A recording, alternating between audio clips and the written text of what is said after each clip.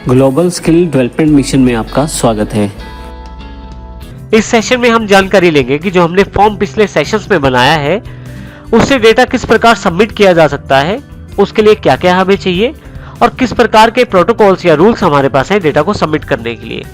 आइए सबसे पहले जानकारी लेते हैं कि फॉर्म को सबमिशन किस प्रकार किया जाता है। यहाँ उदाहरण के तौर पे एक फॉर्म दिखाया गया है जिसमें एग्री एंड रजिस्टर बटन आपके पास नीचे दिया गया है। ये बटन बिल्कुल सबमिट बटन जैसा ही है। जब आप सबमिट बटन पे क्लिक करें या ऐसे किसी बटन पे क्लिक करें तो आपका जो डेटा है वो सर्वर पे जाकर सेव हो जाएगा।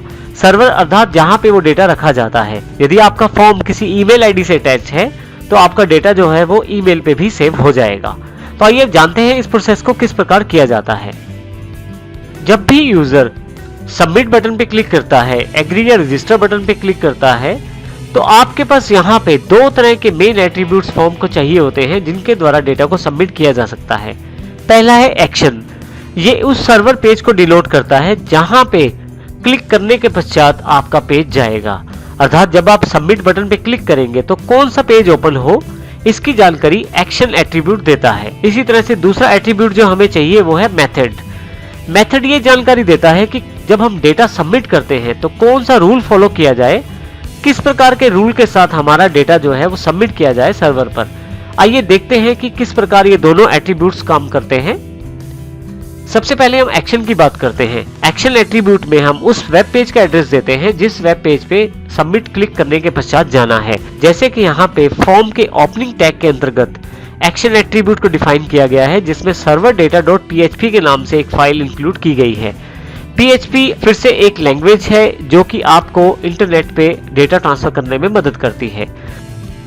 यहाँ पे यदि आप टैग में देखें तो फॉर्म में हमने एक्शन एट्रीब्यूट को server data dot php assign किया है, अर्थात एक्शन की value server data dot php है।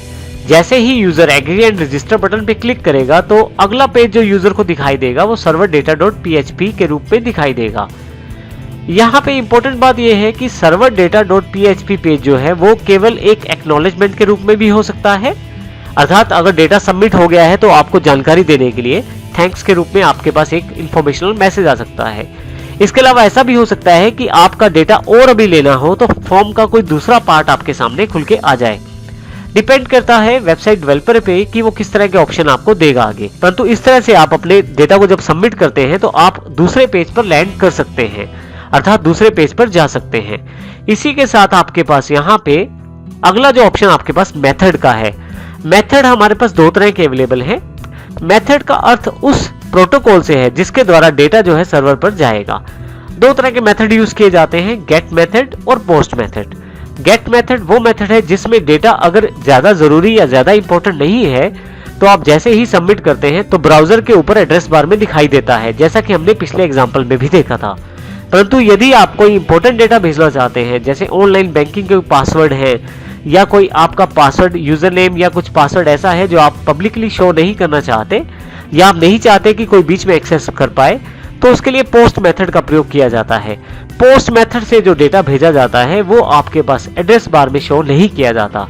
तो जब आप सबमिट करते हैं डेटा तो गेट मेथड वाला डेटा एड्रेस बार में शो किया जाता है, परंतु पोस्ट मेथड का डेटा वहां पे शो नहीं किया जाता।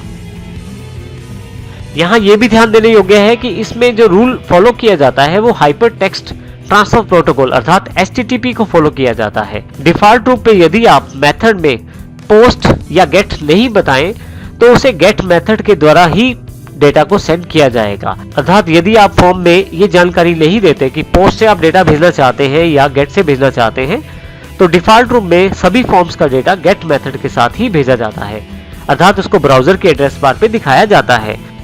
इन सभी को प्रैक्टिकल रूप में समझने के लिए हमारे पास तीन एग्जाम्पल अवेलेबल हैं। 36.formsubmission.html, 37.formgetSubmission.html और 38.formpostSubmission.html। आइए बारी बारी से इन सबका एग्जाम्पल को हम देखते हैं और देखते हैं किस प्रकार से डेटा को सेंड किया जाता है। यहाँ हमारे पास 36.formsubmission.html है। मैं यहाँ डबल क्लिक कर देता हूँ। आप देखेंगे कि जो भी फॉर्म आप यहाँ पे भरते हैं उसका डेटा आप आसानी से भेज सकते हैं। पासवर्ड में दे देता हूं यहाँ पे और सिलेक्शन कर लेता हूं यहाँ से BA BCom वगैरह भी, और फाइनली यहाँ से एक डेट भी डिसाइड कर लेता हूं। यहाँ से मैं फाइनली चेक कर देता हूं, परंतु इसके साथ मैं इसका सोर्स कोड भी ओपन कर लेता हूं। राइट क्लिक और एडिट विद नोटपैड++। हमारे पास इसको प्रयोग किया गया है यहाँ पे। अभी यहाँ पे एक्शन डिसाइड नहीं किया गया, अर्थात यहाँ पे एक्शन खाली है। तो जब आप खाली एक्शन देते हैं तो उसका अर्थ होता है कि ये फॉर्म यहीं पे रहेगा, अर्थात सेम पेज पर ही रिटर्न आएगा। इसका अर्थ ये हुआ कि यदि मैंने यहाँ पे कोई पेज नहीं दिया तो उस पेज पर ना जाकर इसी सेम पेज पर ही आपका ये फॉर्म वापस आएगा या आउटपुट देगा। यहाँ पे मेथड गेट है, यदि मैं मेथड नहीं भी लगाऊंगा तो डिफॉल्ट रूप में गेट मेथड का ही प्रयोग किया जाएगा। जब मैं इस फॉर्म को सबमिट करता हूं तो आप देखेंगे यहाँ पे ऊपर की तरफ डेटा दिखाया जाएगा, क्योंकि गेट मेथड को प्रयोग यहाँ पे किया गया है, जैसा कि हमने पिछले एग्जाम्पल में भी देखा था। आइए देखते हैं नेक्स्ट एग्जाम्पल को। यहाँ पासवर्ड को नो कर देते हैं, क्योंकि जब भी कोई पासवर्ड फील्ड का डेटा आप सेट करते हैं तो आपसे डिफॉल्ट रूप में हर ब्राउजर पूछता है कि क्या पासवर्ड आपको सेव करना है। अभी मुझे नहीं सेव करना तो मैं नो कर देता हूं। यदि आपको कोई पासवर्ड सेव करना हो तो आप उसे यस भी कर सकते हैं। नेक्स्ट एग्जाम्पल जो है फॉर्म पोस्ट सबमिशन के रूप में है। मैं इसे डबल क्लिक कर देता हूं। आप देखेंगे फॉर्म लगभग सेम है, और यहां पे मैं फिर से इसको राइट क्लिक करके एडिट विद नोटपैड++ कर देता हूं। कोडिंग भी साथ में इसकी खोल लेते हैं। अब यहां पे हमारे पास फिर से सिर्फ मेथड जो है पोस्ट को डिफाइन किया गया है, और यहां पे हमारे पास कोई पेज दूसरा नहीं है, परंतु एग्जांपल के लिए यहां पे मैं एक पेज और ले लेता हूं।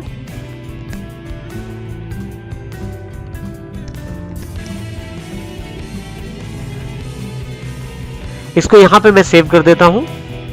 यहां पे ध्यान दीजिएगा मेथड पोस्ट है अब की बार। तो फाइनली फिर से मैं डेटा फिल करता हूं यहां पे।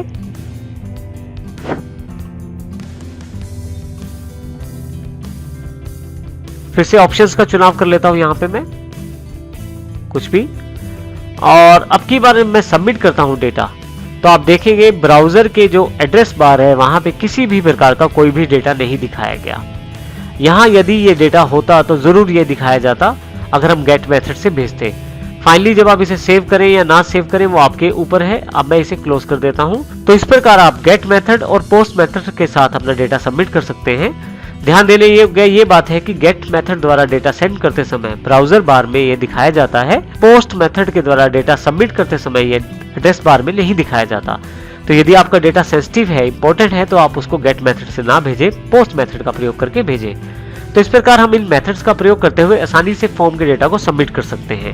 हाँ, जरूरी ये बताना है कि इस फॉर्म्स को सबमिट करने के लिए आपको किसी न किसी सर्वर बेस्ड लैंग्वेज का प्रयोग करना होता है। हालांकि हम अभी फ्रंट एंड अर्थात HTML डिजाइनिंग की जानकारी ले रहे हैं, तो इस सेशन में हम इसकी जानकारी नहीं दे पाएंगे, परंतु अधिक जानकारी के लिए आप हमारे PHP कोर्स को देख सकते हैं। उसमें हमारे पास कंप्लीट ट्रेनिंग रहता है PHP का, जिसमें इन फॉर्म सबमिशन के लिए सर्वर साइड लैंग्वेज की जानकारी दी गई है। तो इस प्रकार हम अपने फॉर्म्स को प्रयोग करते हैं अपनी वेबसाइट्स के अंतर्गत।